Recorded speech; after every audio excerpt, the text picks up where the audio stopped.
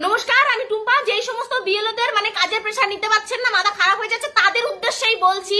ভিডিওটা শেষ পর্যন্ত দেখুন আর এই দিদি কি বলছে আপনারা শুনুন। আর ভিডিওটা ভালো লাগলে চ্যানেলটা সাবস্ক্রাইব করবে অবশ্যই।